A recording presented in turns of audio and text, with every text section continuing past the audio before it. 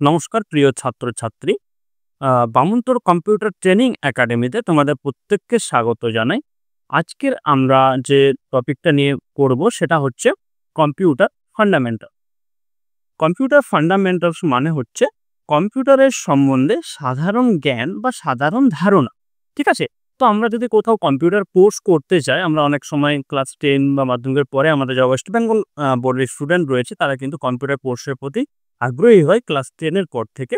এবং অন্যান্য যে সিবিএসসি, আইসিএসসি বোর্ডের ছাত্রছাত্রী রয়েছে তারা কিন্তু ক্লাস 1 থেকে কম্পিউটার শিক্ষা গ্রহণ করতে থাকে।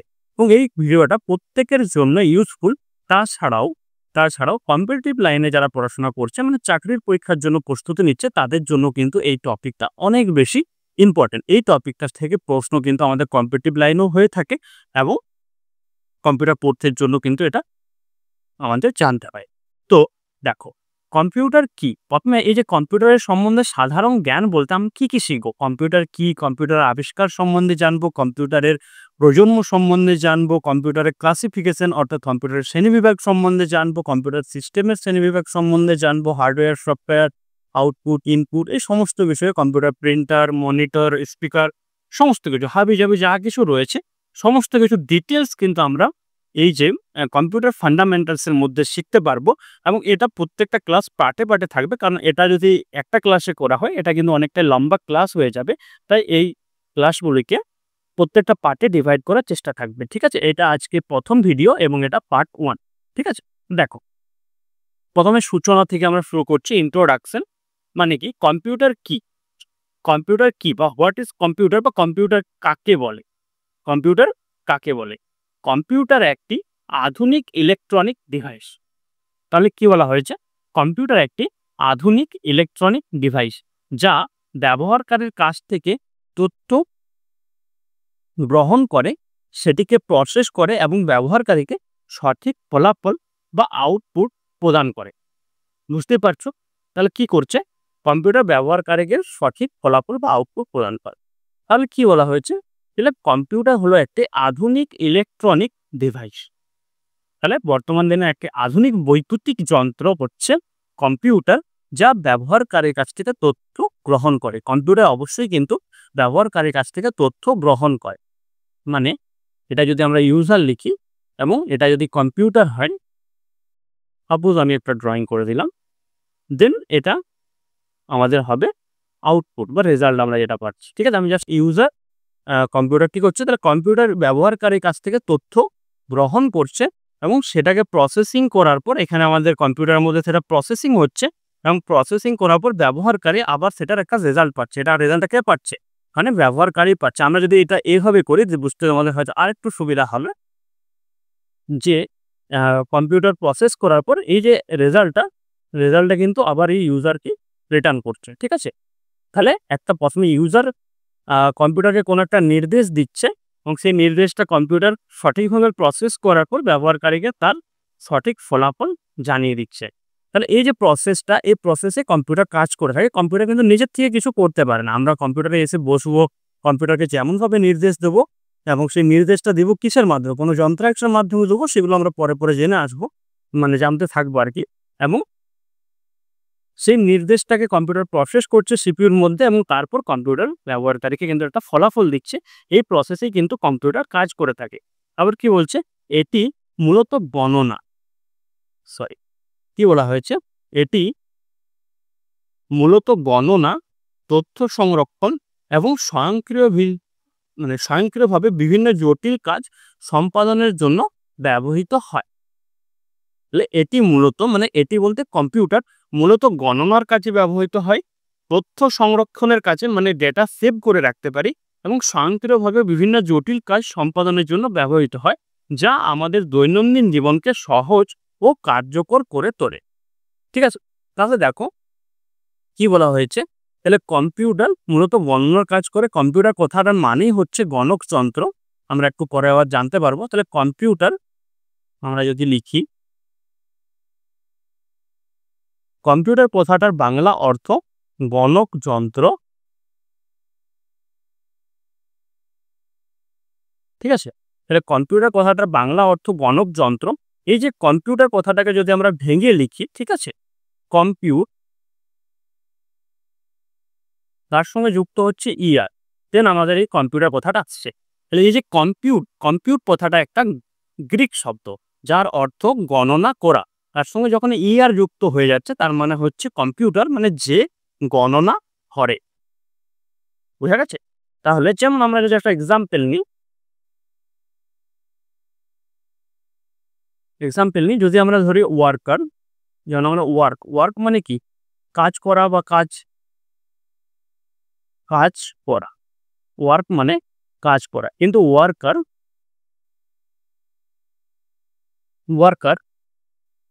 মানে হচ্ছে যে কাজ করে, বা আমরা বলতে পারি শ্রমিক, কর্মচারী, বিভিন্ন কিছু। ঠিক আছে? তাহলে সেরকমই, তাহলে ওয়ার্কের সঙ্গে যখন ইয়ার যোগ হচ্ছে, ওয়ার্কার মানে যে কাজ করে, সেরকম কম্পিউট একটা গ্রিক শব্দ যার অর্থ গণনা করা। তার সঙ্গে যখন ইয়ার যুক্ত হয়ে যাচ্ছে কম্পিউটার মানে হচ্ছে গণক যন্ত্র বা যে গণনা করে। এরপর দেখো আমরা পরবর্তীতে চলে আসি। বিজ্ঞান ও প্রযুক্তি সর্বশ্রেষ্ঠ আবিষ্কার হলো কম্পিউটার। অবশ্যই আমরা এটা প্রতি ক্ষেত্রে দেখতে পাচ্ছি যে বিজ্ঞান ও প্রযুক্তির সর্বশ্রেষ্ঠ কিন্তু বর্তমান দিনে আবিষ্কার হচ্ছে কম্পিউটার। গণনার কাজে এটির ব্যবহার শুরু হয় মাত্র 6 দশক আগে। ঠিক আছে? এটা গণনার কাজে যেহেতু ব্যবহার হয়, মানে কম্পিউটার কথাটার অর্থই দেখো আমি একটু আগে বললাম গণক যন্ত্র। ঠিক আছে? তাহলে কম্পিউটারকে গণক যন্ত্র কেন বলা হয়? এটা কিন্তু অনেকের মনে কিন্তু প্রশ্নটা আসতে পারে যে কম্পিউটারকে গণক যন্ত্র কেন বলা হয়? তো কম্পিউটারকে গণক যন্ত্র বলার দুটি কারণ রয়েছে। ঠিক আছে? প্রথম কারণ হচ্ছে যে কম্পিউটার যা কিছুই কাজ করে গণনার মাধ্যম দিয়ে করে। আর দ্বিতীয়ত কম্পিউটার যখন প্রথম আবিষ্কার হয় সেই সময়ের কম্পিউটার কিন্তু গণনা ছাড়া অন্য কোনো কাজ করতে পারত না। ঠিক আছে? এবার সেই সময় থেকে কিন্তু কম্পিউটার নামকরণ হয়েছে এবং এটা কম্পিউটার নামই রয়ে গেছে। কিন্তু সেই সময় কম্পিউটার শুধুমাত্র যেহেতু গণনাই করতে পারত তাই তাকে গণক যন্ত্রে বলা হতো। কিন্তু বর্তমান দিনে কম্পিউটার কিন্তু সমস্ত কিছু কাজই করতে পারছে। যেমন আমরা ছবি আঁকতে পারছি, আমরা ভিডিও শুট করতে পারছি, আমরা গেম খেলতে পারছি, আমরা গেম তৈরি করতে পারছি, বিভিন্ন অ্যাপ্লিকেশন তৈরি করতে পারছি, আমরা গ্রাফিক ডিজাইনের কাজ করতে পারছি, অ্যানিমেশন করতে পারছি, বিভিন্ন কাজ। তাহলে বা আমরা হিসাব সংরক্ষণ করতে পারছি, অনেক অ্যাকাউন্টিং এর কাজ সমস্ত কিছু করতে পারছি। কিন্তু এই সমস্ত কাজ যে আমরা করতে পারছি তাও কম্পিউটারকে গণকযন্ত্র বলা হচ্ছে কেন? কারণ এটা আগের থেকে গণকযন্ত্রের নাম হয়ে আছে। এবং দ্বিতীয়ত কম্পিউটার যা কিছুই কাজ করুক না কেন, কম্পিউটার কিন্তু গণনার মাধ্যম দিয়েই করে। এটা জাস্ট আমি এখন বলে রাখলাম, এটার পরবর্তীতে কোনো ক্লাসে আমি এটা ডিটেইলস বোঝাবো যে কম্পিউটার যা কিছুই কাজ করে গণনার মাধ্যমে কিভাবে করে। ঠিক আছে? তারপরে দেখো টপিকে চলে এসো। শিক্ষা, স্বাস্থ্য, ব্যবসা, পরিবহন, যোগাযোগ, বিনোদন প্রভৃতি ক্ষেত্রে এটির ব্যবহার মানুষের প্রাচীন ধ্যান ধারণাগুলিকে আমূল বদলে দিয়েছে। তাহলে সমস্ত কিছু ডিজিটাল হয়ে গেছে। মানুষের আগে ধ্যান ধারণা সমস্ত কিছু কিন্তু ম্যানুয়াল ছিল, খাতা কলমে কাজ হতো। কিন্তু বর্তমান দিনে সমস্ত কিছুই ডিজিটাল হয়ে যাওয়ার জন্য মানুষের সমস্ত কাজই কিন্তু কম্পিউটারের দ্বারা করা হচ্ছে। যেমন শিক্ষাক্ষেত্রে কম্পিউটারের ব্যবহার কিরকম? আমরা স্কুলে যাচ্ছি, আমরা কম্পিউটারের মাধ্যমে আমাদের অ্যাডমিশন হচ্ছে, বা আমরা অনলাইনে ফর্ম ফিল আপ করছি, অ্যাডমিশন করছি, স্কুল চুজ করছি, সমস্ত কিছু কিন্তু আমরা কম্পিউটারের মাধ্যমে অনলাইনের মাধ্যমে করতে পারছি। বা আমরা কোনো স্কুলে যেয়ে যখন অ্যাডমিশন ভরছি সেই স্কুল কিন্তু আমার ডেটাটা কম্পিউটারের মাধ্যমে সংরক্ষণ করে রাখছে। আমার স্কুলের মার্কশিট তৈরি হচ্ছে কম্পিউটারের মাধ্যমে, আমার অ্যাডমিট কার্ড জেনারেট হচ্ছে, সমস্ত কিছু কিন্তু কম্পিউটারের মাধ্যমে হচ্ছে। তাছাড়া আমরা কিন্তু অনলাইনে বিভিন্ন রকম কম্পিউটারের মাধ্যমে অনলাইন কোর্স করতে পারছি, এবং বিভিন্ন টিউটোরিয়াল ইউটিউব থেকে হোক বা বিভিন্ন জায়গা থেকে আমরা শিক্ষার কাজে কিন্তু আমরা কম্পিউটারকে ব্যবহার করছি। মোবাইল ফোনও কিন্তু মোবাইল ফোনকে মিনি কম্পিউটার বলা হয়ে থাকে। ঠিক আছে? এবং স্বাস্থ্যক্ষেত্রে কিরকম? আমরা যখন কোনো হসপিটালে বা নার্সিং হোমে যাচ্ছি, আমাদের যা কিছু টেস্ট হচ্ছে, শরীরের মধ্যে যা কিছু টেস্ট হচ্ছে সমস্ত কিছু কিন্তু কম্পিউটারের মাধ্যমে, যন্ত্রাংশের মাধ্যমে, কম্পিউটারের মাধ্যমে কিন্তু হচ্ছে। এবং তাছাড়াও আমরা অনলাইন ডাক্তারের সঙ্গে কনসালটেন্সি করতে পারছি। আমরা অনলাইনে সমস্ত কাজ, বা আমাদের যে প্রেসক্রিপশন তৈরি হচ্ছে, আমরা যে মেডিসিন শপে যাচ্ছি, মেডিসিন শপের যে বিভিন্ন হিসাব নিকাশ সমস্ত কিছু কম্পিউটারের মাধ্যমে হচ্ছে। প্রেসক্রিপশন বর্তমানে কম্পিউটার জেনারেটেড হচ্ছে। এবং আমরা যে মেডিসিন ব্যবহার করছি, মেডিসিনের যে প্যাকেজিংগুলো তৈরি হচ্ছে সমস্ত কিছু কিন্তু কম্পিউটারের মাধ্যমে ডিজাইন করা হচ্ছে। সমস্ত কাজে কিন্তু কম্পিউটারের ব্যবহার রয়েছে। অতটা বিস্তারিত না বললেও তোমরা অনেকেই বুঝতেই পারছো। তারপরে ব্যবসা, ছোট ব্যবসা থেকে বড় ব্যবসা, সমস্ত ব্যবসার হিসাব রক্ষণের জন্য কিন্তু কম্পিউটারের ব্যবহার অপরিহার্য। তাছাড়াও কিন্তু আমরা অনলাইনে Flipkart, Amazon এই সমস্ত জায়গায় করে মানে ই-কমার্স সাইট থেকেও কিন্তু প্রোডাক্ট পারচেজ করতে পারছি এবং সেটা কিন্তু পুরোপুরিভাবে অনলাইন বিজনেস। তারপরে রয়েছে পরিবহন। পরিবহন মানে হচ্ছে যোগাযোগ ব্যবস্থা। আমরা কোনো ট্রেনের টিকিট অনলাইনের মাধ্যমে বুকিং করতে পারছি, আমরা ফ্লাইটের টিকিট, হোটেল বুকিং করতে পারছি বা কোনো জায়গায় যাবো সেটা Google ম্যাপসের মাধ্যমে আমরা দেখে নিতে পারছি। যে সমস্ত কিছু তৈরিও করা হয়েছে কম্পিউটারের মাধ্যমে, এই যে সমস্ত সিস্টেমটা জেনারেট হয়েছে কম্পিউটারের মাধ্যমে এবং এটা যে আমরা ব্যবহার করছি সেটাও কিন্তু কম্পিউটারের মাধ্যমে। ঠিক আছে? তাছাড়াও রয়েছে যোগাযোগ মাধ্যম। যোগাযোগ মাধ্যম মানে আমরা যে বিভিন্ন সোশ্যাল মিডিয়া ব্যবহার করছি, অনলাইনে আমরা ভিডিও কল করছি, সমস্ত কিছু কিন্তু এই যোগাযোগও কিন্তু কম্পিউটারের ব্যবহার অনেক অপরিহার্য। এই সমস্ত সিস্টেমটাই তৈরি কম্পিউটার দিয়ে এবং এটাকে ব্যবহারও করা হচ্ছে কম্পিউটার দিয়ে। তারপর বিনোদন, আমরা কোনো একটা মুভি দেখব, আমরা বিভিন্ন OTT প্ল্যাটফর্ম রয়েছে, YouTube রয়েছে বা আমরা বিভিন্ন শিক্ষামূলক ভিডিও বা আমরা আ যেমন বলতে পারি যে বিভিন্ন গান শুনবো, গেম খেলবো, এই সমস্ত বিনোদনের জন্য কিন্তু আমরা অবশ্যই কম্পিউটার ব্যবহার করে থাকি। তাছাড়াও প্রভৃতি ক্ষেত্রে এগুলো ছাড়াও বিভিন্ন ক্ষেত্রে আমরা যে সেক্টরেই যাই সেসব সেক্টরেই কিন্তু কম্পিউটারের ব্যবহার অপরিহার্য এবং এটা গতিময় ও সহজ করে দিয়েছে আমাদের প্রাত্যহিক জীবনচর্চাকে। তাহলে কম্পিউটার আমাদের দৈনন্দিন জীবনচর্চাকে অনেকটা বেশি গতিময় এবং কি করেছে? সহজ করে দিয়েছে। ঠিক আছে? এবং আমাদের সমস্ত কাজে কিন্তু আমাদের স্পিড বেড়ে গেছে, গতি হয়ে গেছে। ঠিক আছে? যেমন একটা আগে হিসাব করতে হয়তো আমার অনেকটা টাইম লাগতো এবং সেটা এখন বর্তমান দিনে এক্সেল ব্যবহার করে আমরা একটা অনেক বড় ক্যালকুলেশন মানে সেকেন্ডের মাউসের ক্লিকের মাধ্যমে করতে পারি। ঠিক আছে? এবং বাড়িতে বসে এই মাউসের এক ক্লিকে টেলিফোনের বিল জমা, ইলেকট্রিসিটি বিল জমা, বাড়ির ট্যাক্স, জলের বিলের টাকা এখন ইন্টারনেটের মাধ্যমে জমা পড়া যায়। প্রত্যেকে জানো এগুলো। তাছাড়াও তাই সাধারণ মধ্যবিত্তের শয়নকক্ষ। তাছাড়া কি? সেজন্য এই যে কম্পিউটার সাধারণ মধ্যবিত্ত মানে নিম্ন মধ্যবিত্ত থেকে উচ্চ মধ্যবিত্ত মানে লোয়ার মিডল ক্লাস থেকে আপার মিডল ক্লাস প্রত্যেকের বাড়িতেই কিন্তু কম্পিউটার বর্তমান দিনে রয়েছে এবং কম্পিউটার আমাদেরকে প্রত্যেককে ব্যবহার করা বর্তমান দিনে বাধ্যতামূলক হয়ে গেছে এবং আমরা প্রত্যেকে হয়তো যদি সিস্টেম কম্পিউটার ব্যবহার নাও করছি ডেস্কটপ বা ল্যাপটপ, আমরা মিনি কম্পিউটার, অ্যান্ড্রয়েড মোবাইল আমরা কিন্তু ব্যবহার করছি। সেটাও কিন্তু কম্পিউটারের মতোই একটা সিস্টেম। ঠিক আছে? কম্পিউটারে আমরা বিভিন্ন অপারেটিং সিস্টেম ব্যবহার করে থাকি, উইন্ডোজ, লিনাক্স এই সমস্ত কিছু। বাট আমরা অ্যান্ড্রয়েড মিনি কম্পিউটার সেটা তো আমরা কিন্তু অনেক অনলাইনের কাজ করতে পারছি বর্তমান দিনে। তাই সাধারণ মধ্যবিত্তের শয়নকক্ষ এটি সহজে স্থান করে নিচ্ছে। তাহলে কম্পিউটার বর্তমান দিনে সাধারণ মধ্যবিত্তের শয়নকক্ষ কিন্তু স্থান করে নিয়েছে, প্রত্যেকেই কম্পিউটার ব্যবহার করছে। একটা সময় ছিল যে কম্পিউটার প্রত্যেকে কিনতে পারতো না। আ আগে মিডল ক্লাস ফ্যামিলির পক্ষে একটা কম্পিউটার অ্যাফোর্ড করার মতো ক্ষমতা থাকতো না। কিন্তু বর্তমান দিনে কম্পিউটার প্রাইস অনেক কম। আমরা সহজেই একটা কম্পিউটার কিনে নিতে পারি। কিন্তু একটা সময় ছিল যখন কম্পিউটার কেনা কিন্তু মধ্যবিত্ত ফ্যামিলির জন্য দুঃসাধ্য ব্যাপার ছিল এবং এটার ব্যবহার যত বাড়ছে এবং মানুষ কিন্তু এটাকে সহজেই কিন্তু প্রত্যেক বাড়িতে কম্পিউটারের ব্যবহার চলে আসছে। ঠিক আছে? বর্তমান যুগটি সেই অর্থে কম্পিউটারের যুগ বলা হয়। কি বলছে? তাহলে আ সেই অর্থে বর্তমান যুগে কিন্তু কম্পিউটারের যুগ বলা হচ্ছে। আগেকার দিনে লিখতে পড়তে না জানলে কাউকে যেমন নিরক্ষর বলে গণ্য করা হতো। তাহলে আগেকার দিনে মানুষ যদি স্কুলে না যেত, পড়াশোনা না করতো, তাকে যেমন অশিক্ষিত বা নিরক্ষর বলে গণ্য করা হতো। বর্তমান দিনে কম্পিউটার সম্পর্কে জ্ঞান না থাকলে তেমনই কোনো মানুষের শিক্ষাও অসম্পূর্ণ থেকে যায়। তাহলে আ বর্তমান দিনে যদি আমাদের কম্পিউটার জ্ঞান না থাকে তাহলে আমরা মাস্টার ডিগ্রি, পিএইচডি যাই করে থাকি না কেন, আমরা কিন্তু শিক্ষাটাকে সঠিকভাবে সঠিক জায়গায় এপ্লাই করতে পারব না। কারণ আমরা যেকোনো সেক্টরেই যাই, সেখানে কিন্তু আমাদেরকে কম্পিউটার ব্যবহার করেই কিন্তু কাজ করতে হবে। তাহলে সেখানে আমরা আমাদের শিক্ষাটাকে প্রয়োগ করার জন্য আমাদেরকে কম্পিউটার ব্যবহার করতে হবে। এরপর যদি আমাদের কম্পিউটারের মধ্যে সামান্যতম নলেজ না থাকে তাহলে আমরা অবশ্যই একটা সাইডে আমরা কিন্তু পিছিয়ে থাকবো এবং আমরা যতই শিক্ষিত হয়ে থাকি আমরা কিন্তু সেই অর্থে আমরা শিক্ষিত নই। অর্থাৎ আমরা যদি কোনো একটা অ্যাপ্লিকেশনও লেখার প্রয়োজন হয়, কাউকে একটা লেটারও লেখার প্রয়োজন হয় বিভিন্ন অফিসিয়াল কাজের জন্য, সেখানে কিন্তু আমরা কম্পিউটার টাইপ করে এখন বর্তমান দিনে সমস্ত কিছু করতে হচ্ছে। বাট আমার যদি কম্পিউটার নলেজ নাও থাকে তাহলে আমাকে অন্যের উপর যে ডিপেন্ড করতে হবে। যেমন মানে আগেকার দিনে মানুষ যদি পড়াশোনা না জানতো, তাকে একটা অ্যাপ্লিকেশন লেখার জন্য একটা কোনো অন্য মানুষের কাছে যেতে হতো বা কোনো ফর্ম ফিল আপের জন্য অন্য মানুষের কাছে যেতে হতো। তো আমরা যদি কম্পিউটার নলেজ আমাদের মধ্যে না থাকে তাহলে আমরা সে হতেও যতই শিক্ষিত হয়ে থাকি আমাদের শিক্ষা কিন্তু কোনো একটা পর্যায়ে মানে আমরা ঠিকমতো প্রয়োগ করতে পারবো না। ঠিক আছে? তাহলে তাই যুগের সঙ্গে তাল মিলিয়ে নিজেকে সমৃদ্ধশালী করে তোলার জন্য কম্পিউটার শিক্ষার প্রয়োজনীয়তা অপরিসীম। ঠিক আছে? তারপরে আমরা পরবর্তী টপিকে চলে আসি। কম্পিউটার কথাটির আক্ষরিক অর্থ গণক যন্ত্র, যেটা আমি একটু আগেই বললাম।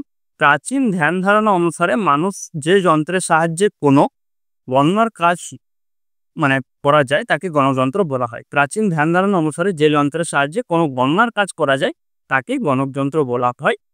সে অর্থে কম্পিউটারও একটি গণক যন্ত্র বা ক্যালকুলেটিং ডিভাইস, এবং কম্পিউটার কোনো একক যন্ত্রকে বোঝায় না।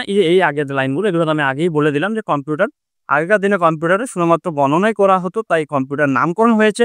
এবং তাদের ধারণা অনুযায়ী যে সমস্ত যন্ত্রের সাহায্যে গণনা করা যায় সেগুলোই কিন্তু গণকযন্ত্র বা কম্পিউটার। অনেকগুলি যন্ত্রের সমন্বয়ে এটি গঠিত হয়। আবার কোনো একক ব্যক্তিও কম্পিউটার উদ্ভাবনের কৃতিত্ব দাবি করতে পারেন না। ঠিক আছে? তাহলে অনেকগুলি যন্ত্রের সমন্বয়ে একটা কম্পিউটার গঠিত হয়। একটা কম্পিউটারের মধ্যে অনেকগুলি পার্টস থাকে এবং কোনো একক ব্যক্তি কম্পিউটারের উদ্ভাবনের দাবি করতে পারেন না। যুগ যুগ ধরে বিশ্বের বিভিন্ন প্রান্তের বিজ্ঞানীদের, অজস্র বিজ্ঞানীদের সম্মিলিত প্রচেষ্টার ফল হলো এই কম্পিউটার। ঠিক আছে? তাহলে যুগ ধরে বিশ্বের বিভিন্ন বিজ্ঞানীদের ফলেই কম্পিউটার তৈরি হচ্ছে। যুগ ধরে বিশ্বের বিভিন্ন প্রান্তের বিজ্ঞানীদের প্রচেষ্টা ফলেই কম্পিউটার তৈরি হয়েছে। কোনো একক ব্যক্তি কম্পিউটার আবিষ্কারের দাবি করতে পারেন না। কারণ আ কম্পিউটার একক ব্যক্তি দ্বারা নির্মিত হয়নি। আমরা অনেক সময় বইতে পড়ে থাকি যে চার্লস ব্যাবেজ হচ্ছে কম্পিউটারের আবিষ্কারক। বিভিন্ন বইতে লেখা থাকে যে চার্লস ব্যাবেজ হচ্ছে কম্পিউটারের আবিষ্কারক। কিন্তু সেটা পুরোপুরিভাবে মেনে নেওয়া যায় না। কারণ চার্লস ব্যাবেজের জন্মেরও অনেক বছর আগে কম্পিউটার আবিষ্কৃত হয়েছে। চার্লস ব্যাবেজকে বলা হয় বর্তমান কম্পিউটারের জনক বা ফাদার্স অফ মডার্ন কম্পিউটার, আধুনিক কম্পিউটারের জনক বলা হয় চার্লস ব্যাবেজকে। কিন্তু চার্লস ব্যাবেজ কম্পিউটারের আবিষ্কারক নন, কারণ বিশ্বের বিভিন্ন বিজ্ঞানীরা চার্লস ব্যাবেজের জন্মেরও আগে কম্পিউটার আবিষ্কার করে ফেলেছিলেন এবং অনেকটা উন্নত পর্যায়ে চলে এসেছিল। এবং বর্তমান দিনের কম্পিউটারগুলো যেহেতু চার্লস ব্যাবেজের একটা দেওয়া থিওরির মাধ্যমে চলে আসছে, সেহেতু তাই এই বর্তমান দিনে কম্পিউটার বা আধুনিক কম্পিউটারের জনক কিন্তু চার্লস ব্যাবেজকে বলা হয়। তার দেওয়া একটা আ আইডিয়ার উপর ভিত্তি করে বর্তমান দিনে কম্পিউটারগুলো নির্মিত। ঠিক আছে? এবং তার দেওয়া কনসেপ্ট হচ্ছে, আমরা একটু পরে পড়বো। যেমন আমরা যদি বলি ইনপুট আউটপুটের সিস্টেমটা বা প্রোগ্রামিং এর সিস্টেমটা কিন্তু চার্লস ব্যাবেজের দেওয়া কনসেপ্ট, এবং সেই কনসেপ্টের উপর ভিত্তি করে বর্তমান দিনে কম্পিউটারগুলো নির্মিত। সেইজন্য বর্তমান দিনে কম্পিউটারের জনক কিন্তু চার্লস ব্যাবেজকে বলা হয়। কিন্তু ওনাকে কম্পিউটার আবিষ্কারক বলা যায় না। কিন্তু চার্লস ব্যাবেজের জন্মেরও অনেক বছর আগে আমাদের কম্পিউটার আবিষ্কার হয়েছে, সেটা আমরা একটু পরে জানতে পারবো। তারপরে দেখো কি রয়েছে, কম্পিউটারের বিবর্তন। আদিম যুগে মানুষের গণনা করার কোনো প্রয়োজন ছিল না। আমরা জানি ইতিহাসে মানুষ উন্নত ছিল না। মানুষ আগে জঙ্গলে ঘুরে বেড়াতো এবং ফলমূল সংগ্রহ করে খেত। পশু পাখি শিকার করে আগুনে পুড়িয়ে পেট ভরানোই ছিল তাদের একমাত্র কাজ। তাহলে আগেকার দিনে মানুষের কাজ কি ছিল? যে পশু পাখি শিকার করত এবং সেগুলো আগুনে পুড়াতো এবং ফলমূল গাছের থেকে তুলে তারা খেত। হ্যাঁ, তারপরে পাথরের গায়ে নকশা খেতে তারা তারা নিজেদের মনের ভাব প্রকাশ করত। একদিন মাঠের ফসল ফলানোর উপায়ও জেনে গেল। ঠিক আছে? তারপর একদিন নিজের বুদ্ধি খাটিয়ে পাথরের গায়ে আঁক কেটে সংখ্যা গুনতেও শিখে গেল। ঠিক আছে? তাহলে কি বলল? যে একদিন তারা, দেখো এই লাইনটা পড়ো, এখান থেকে আমরা অনেক কিছুই বুঝতে পারবো। তাহলে একদিন তারা মাঠে ফসল ফলানোর উপায়ও জেনে গেল। তাহলে মানুষ প্রথমে ফসল ফলাতে জানতো না। এই যে আমরা চাষবাস করছি, ধান, গম, সবজিপাতি বিভিন্ন যে চাষবাস করছি এবং সেগুলো আমরা খাদ্য হিসাবে গ্রহণ করছি, প্রথম মানুষ কিন্তু সেটাও জানতো না। মানুষ খাদ্য উৎপাদক ছিল না, খাদ্য সংগ্রাহক ছিল। মানুষ বনে জঙ্গলে ফলমূল সংগ্রহ করে খেত, পশু পাখি ধরে তাদেরকে মেরে পুড়িয়ে খেত। কিন্তু পরে মানুষ চাষবাস করতে শিখলো এবং খাদ্য উৎপাদক হয়ে উঠলো। তারপর নিজের বুদ্ধি খাটিয়ে পাথরের গায়ে দাগ কেটে অ্যাকচুয়ালি পাথরের গায়ে বিভিন্ন রকমভাবে দাগ কেটে তারা সংখ্যা গুনতে শিখলো এবং গুনতে শেখাতো। ঠিক আছে? তাহলে মানুষ গুনতে কিভাবে শিখলো আমরা মোটামুটিভাবে বুঝতে পারলাম। এরপরে দেখো, মানুষ একদিন সভ্য হলো। এখান থেকে পড়ো। তারপর মানুষ একদিন সভ্য হলো। যীশুখ্রিস্টের জন্মের প্রায় ৩,০০০ বছর আগে সেই প্রথম মানুষ যন্ত্রের সাহায্যে সংখ্যা গুনতে শিখল। তাহলে কম্পিউটারের যে আবিষ্কার, ঠিক আছে? তাহলে দেখো এখানে কথাটাই বলা আছে, মানুষ যন্ত্রের সাহায্য নিয়ে সংখ্যা গুনতে শিখলো। তাহলে সংখ্যা গোনার জন্য মানুষ কোনো একটা ডিভাইস তৈরি করলো। আর সংখ্যা গোনার ডিভাইস মানেই কম্পিউটার, আমরা জানি। মানে কম্পিউটার কথাটা বাংলায় অর্থে গণকযন্ত্র। তাহলে প্রথম কম্পিউটার কখন আবিষ্কার হয়? দেখো এখানে লেখাই রয়েছে খ্রিস্টপূর্বাব্দ ৩০০০ বছর আগে। খ্রিস্টপূর্বাব্দ মানে যীশুখ্রিস্টের জন্মের ৩০০০ বছর আগে। আমরা জানি যে যীশুখ্রিস্টের জন্ম যেই সাল থেকে হয় সে সাল থেকে আমরা ১ সাল গণনা করি। তাহলে বর্তমানে ২০২৫ সাল। তাহলে যীশুখ্রিস্টের জন্ম ২০২৫ বছর আগে হয়েছিল এবং যীশুখ্রিস্টের জন্মেরও ৩০০০ বছর আগে, মানে এটা যদি আমরা ডিস্টেন্সটা ধরি তাহলে হয়ে যাবে প্রায় ৫০০০ বলছি আমি, অ্যাকচুয়ালি ৫০২৫ আসছে মতো, বাট আমরা ধরছি ৫০০০, প্রায় ৫০০০ বছর আগে কম্পিউটার আবিষ্কার হয়। তো তোমরা বুঝতে পারছো যে ৫০০০ বছর আগের কম্পিউটার বর্তমান দিনের কম্পিউটারের মতো এতটা উন্নত হবে কি? কোনোদিনই সম্ভব নয়, কারণ তখন মানুষের কাছে টেকনোলজি এতটা উন্নত ছিল না। তাহলে সেই কম্পিউটারটা কেমন ছিল, তার নাম কি, এবার আমরা জানবো। তাহলে সেটিই হলো মানুষের তৈরি প্রথম গণকযন্ত্র। তাহলে আমাদের কোশ্চেনে থাকতে পারে যে মানুষের তৈরি প্রথম গণকযন্ত্রটির নাম কি বা কম্পিউটারটির নাম কি? তখন আমাদেরকে বলতে হবে অ্যাবাকাস। সেটির নাম, যার নাম কি দেওয়া আছে অ্যাবাকাস, ABACUS। তাহলে অ্যাবাকাস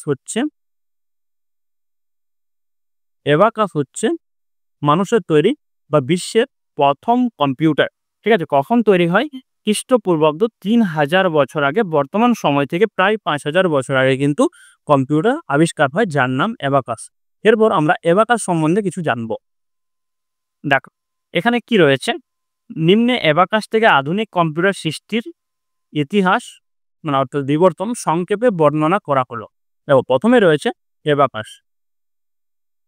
তাহলে অ্যাবাকাস কি এবং গণনার সূচনা খ্রিস্টপূর্ব ৩০০০ বছর। যীশুখ্রিস্টের জন্মের প্রায় ৩০০০ বছর পূর্বে চীন দেশের মানুষেরাই প্রথম অ্যাবাকাস ব্যবহার করে সংখ্যা গণনা কাজ শুরু করে। যীশুখ্রিস্টের জন্মের ৩০০০ বছর পূর্বে কোন দেশের মানুষ প্রথম অ্যাবাকাস তৈরি করে বা ব্যবহার করে? সেটা হচ্ছে চীন দেশের মানুষ।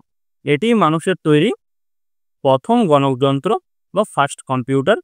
যন্ত্রটিতে কাঠ বা ধাতুর ফ্রেমের ভেতরে কয়েক সারি তারের মধ্য দিয়ে অনেকগুলি পুঁতি থাকে এবং ফ্রেমের মাঝখানে একটি কাঠের ব্যবধায়ক থাকে।